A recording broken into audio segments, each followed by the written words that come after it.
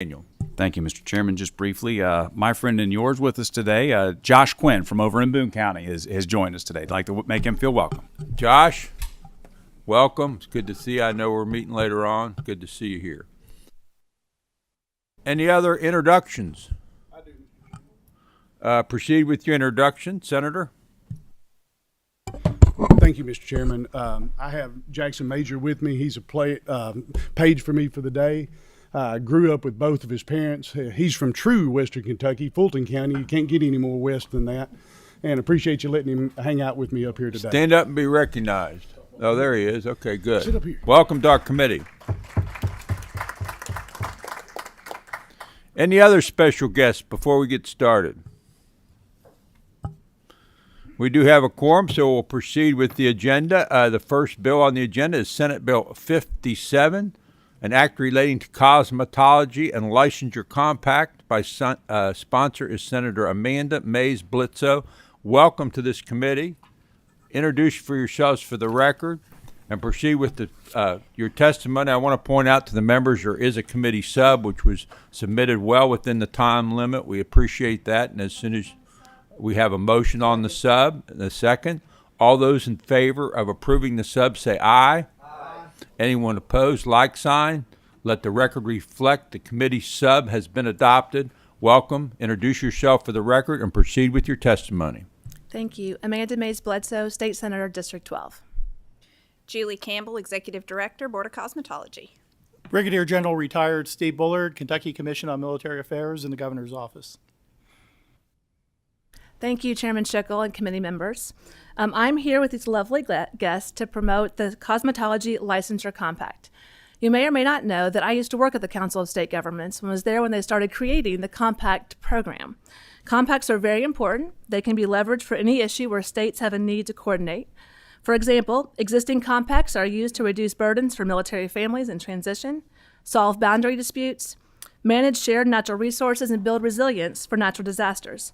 In this case, CSG has partnered with the Department of Defense and the Future of the Beauty Industry Coalition to support the mobility of licensed cosmetologists throughout the development of a new interstate compact. This additional licensing pathway will create reciprocity among participant states and reduce the barriers to license portability and employment. The Cosmetology Licensure Compact is structured to create a multi-state cosmetology license that functions like a driver's license. It allows cosmetologists to hold an active, unencumbered, single-state cosmetology license in the compact member state in which they live to be eligible to apply for a multi-state license. This then allows them to move. I'm proud to have worked with my own constituent, Julie Campbell, who is the director of Kentucky's program, who is a member of the work group that put this together and has worked tirelessly to make this the first state to actually consider this legislation. So at this point, I'll turn it over to my guests. Welcome, Julie. You're a great friend of the committee. Proceed with your testimony. Good morning. Thank you, Mr. Chairman. We worked really hard on this. This is the very first non-medical compact to be introduced to legislatures, and Kentucky is the first to file it and to consider it for a vote. So we're really excited to have been on the cutting edge of that. We anticipate that there are enough states being filed in that we will have enough for the full commission to begin, which is a 7-member commission, by the end of this year. All going well, of course. Welcome, General. Introduce yourself and proceed. Well, Steve Bullard, Kentucky Commission on Military Affairs. And first off, we gave everyone today a letter from the Department of Defense endorsing this compact. DOD embraced this officially in December of last year as a priority compact. On Friday, I met with Assistant Secretary of Defense for Military Community and Family Policy, Patricia Barron. In my role as I'm the chairman of the state advisors to the governors for all 50 states. And in that, Secretary Barron endorsed this compact, but she passed a message to the Kentucky General Assembly saying that Kentucky is the gold standard for occupational licensing law when it comes to military spouses. Just recently, President Biden signed into law the Military Spouse Licensure Protection Act. That bill was not coordinated with Department of Defense. She actually found out about it, reading about it in the newspaper. It's a very general law. She notes that Kentucky's law is far better than the federal law. The federal law also does it's a very general law applying to each of the 50 states, but it says that compacts are the preferred solution over and above the federal law. And she says, whatever you do, you've done so much right. Make sure you don't water down the laws you have in place now because the federal law is so general. So that was her message. But Department of Defense thanks the Kentucky General Assembly for their great work in this area. Thank you for your kind words, General. Do we have any questions of the panel? I see several. Senator Thayer. Thank you, Mr. Chairman. I have a question for freshman legislator, Senator Amanda Mays Bledsoe. As a longtime member of the Licensing and Occupations Committee, I often talk about how we're asked to settle fights between our friends.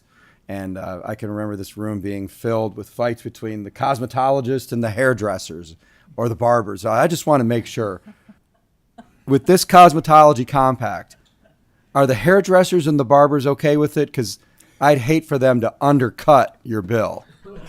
Well, me too. That would be tragic at every level. And I can assure you they're in full support. We can't speak for the barbers. That is a separate compact that is being drafted as we speak. This is just the cosmetologist. I don't have anything to do with that particular board at this time. Senator Thomas. Thank you, Chairman Schickel. Senator Bledsoe, this is the first time I've seen your Senate substitute. I did read over your bill last night. What changes are in the Senate substitute that differ from the actual bill? Well, There are several from the Department of First of all, Defense. I don't mean to interrupt, but Senator, I believe the sub was put out on Friday. It was. Yes, yeah, but it but go included ahead. specific details from the Department of Defense, and I'll let you address those. Well, DOD is perfectly good with the substitute, and they work with CSG and Senator Mays Bledsoe to make sure it didn't undercut any of the efforts already done. I don't know the specifics. That'd be more yours.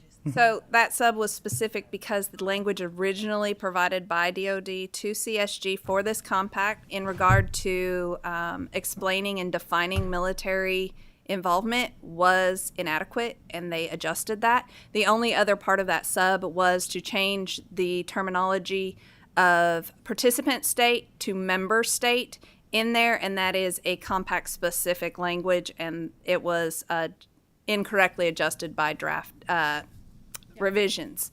So and of course, as we all know, a compact has to match every single state, has to have the exact same language. The DOD language was a last minute adjustment that we were only made aware of last week, and we just needed to update that to more firmly match across the nation that definition. Provide for consistency, and it was coordinated with Council of State Governments. Motion on the bill. We have a motion by Senator McDaniel and a second by Senator Douglas. We do have further questions. I believe Senator Higdon. I'm gonna pass it, okay, since we already have a motion. Okay. Anything else? Any of the members have questions before we vote? Is there anyone here who wishes to speak against this bill?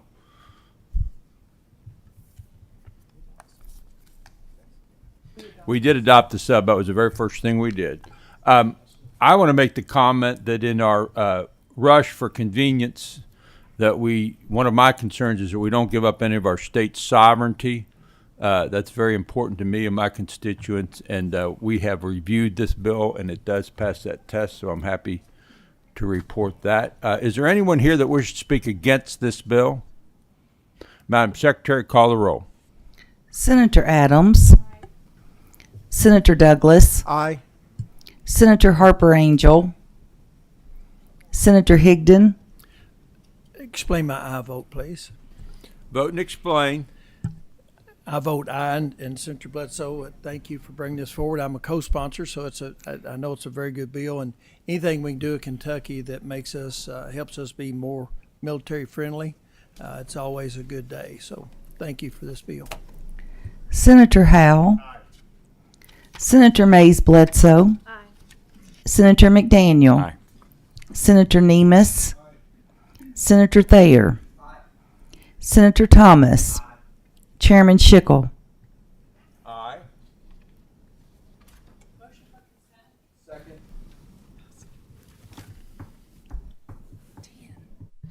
We have 10 yeas and no noes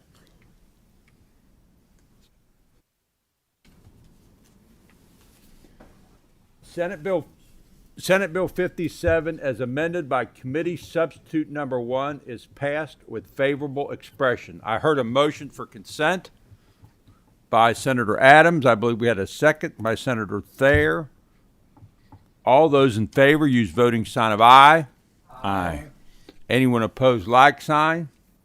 The bill will be placed on consent. Congratulations. And I also want to thank Senator Higdon for his previous work on this bill. Thank you, Mr. Chairman and the committee. You're welcome. Stay right where you're at.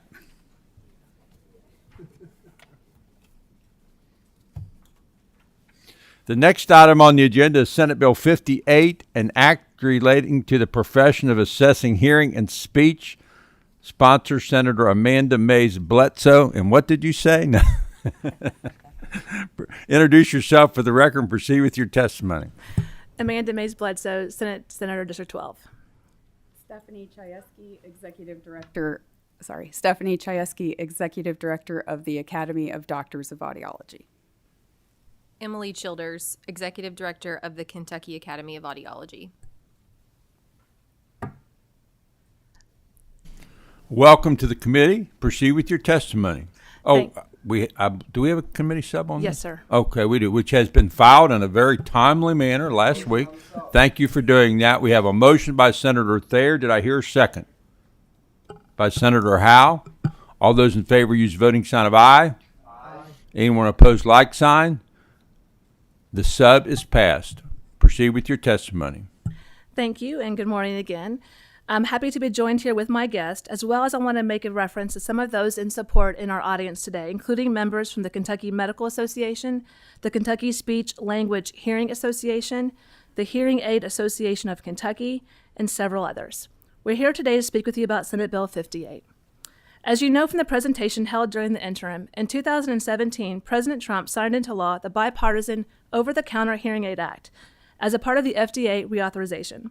After feedback from industry, providers, and patients, in 2022, the FDA released final regulations governing the dispensing and sale of OTC hearing aids.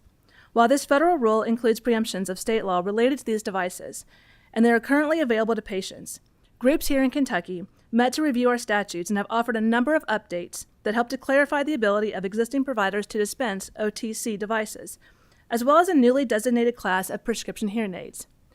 According to the CDC, nearly 916,000 Kentuckians have some form of hearing loss, or about 20% of our population.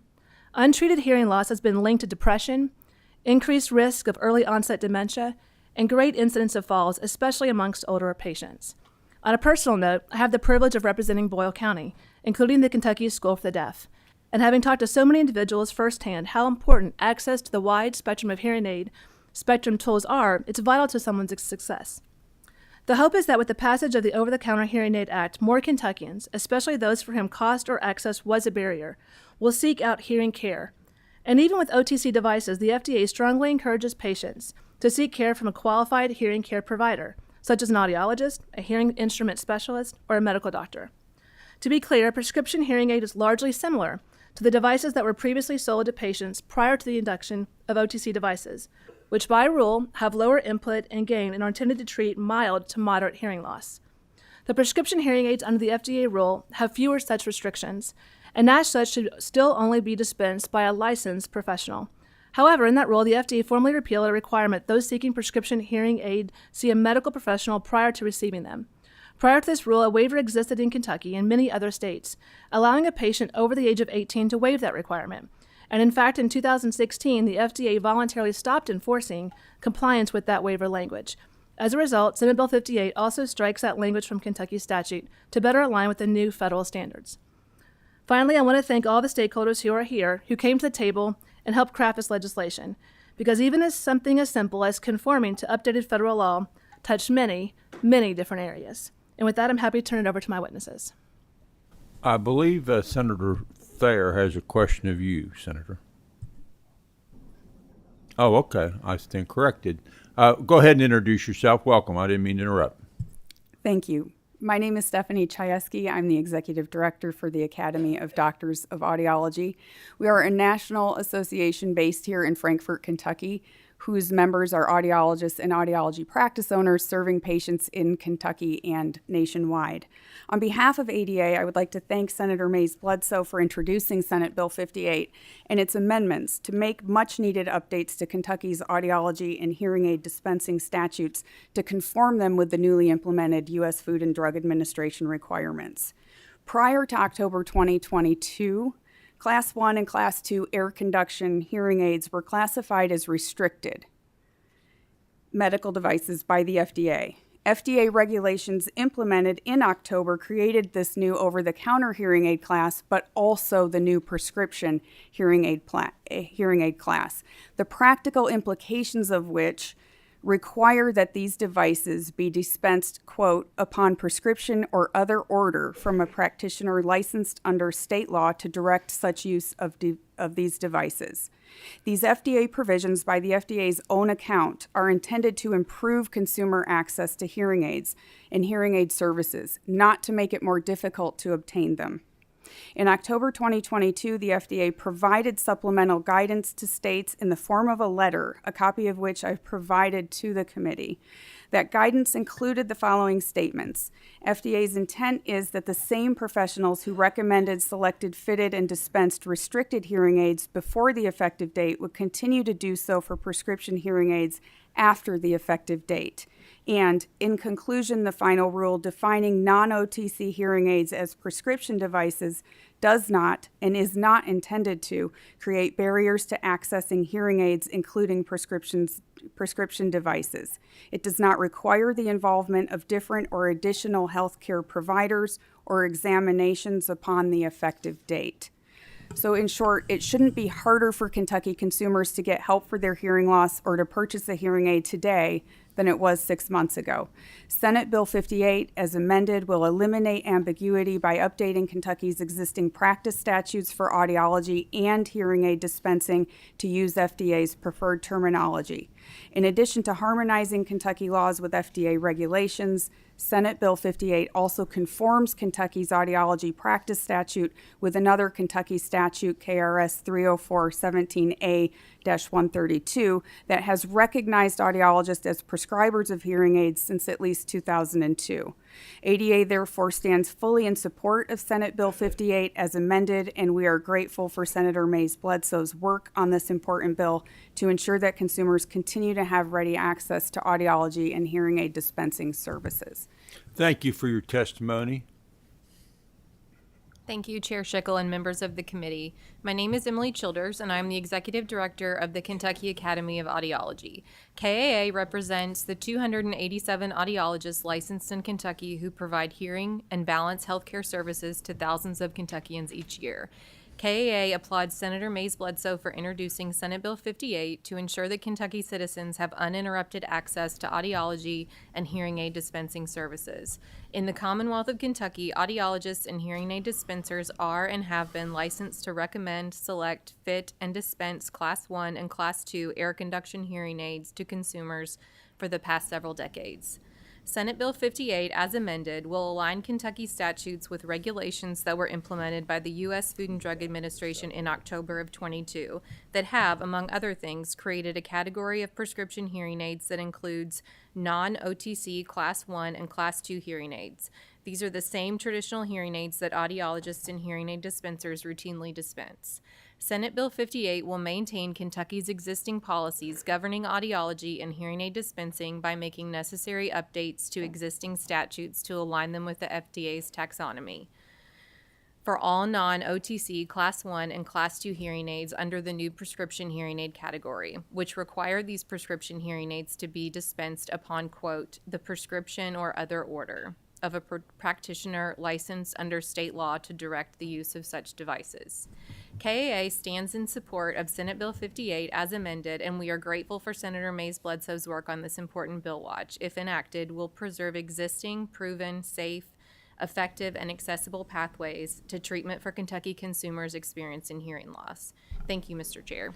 You're welcome. Senator Thomas, I believe you have a question or comment. I do, and thank you, Chair Schickel. It's the same comments I had before with regard to Senate Bill 57. I read Senate Bill 58 because I have the Lexington Speech and Hearing Center in my district. I did not see Senate committee substitute until today, so I just want to know what the differences are between your Senate Bill 58 as originally filed and the Senate committee substitute. So the primary differences are that the bill was amended to include the words ordering and prescribing as it relates to hearing aids for audiologists and hearing aid dispensers respectively. There was also an amendment to allow physicians to sell hearing aids for profit, which is something that was specifically excluded from statute before. Senator Howe? Thank you, Mr. Chairman. I've kind of got a two-part question, if that's okay. That's fine. Proceed. Senator Bledsoe, I think, and forgive me if I misunderstood you. You discussed about the fact that this kind of this bill kind of brings the OTC hearing aids back under audiologists, so they can prescribe them as part of their operation, in kind of cleaning up and realigning with the federal law. Is that correct? Good. I'm glad you did that. As someone who uses this product, not on an OTC standpoint, I think it's really important for everyone to be able to get their advice from a trained doctor on what hearing aid they need, rather than some infomercial. As valuable as my hearing aids are to me, my audiologist is even more valuable, because they put me in the right product, keep it updated, keep it tweaked to where it's working properly. And to me, that's almost as invaluable or more valuable than the product itself. And we need to be able to have the audiologists be able to weigh in on all of these different products. So thank you for bringing that. Motion on the bill. We have a motion. Who made the motion? Thank you. A motion from Senator McDaniel. Who's the second?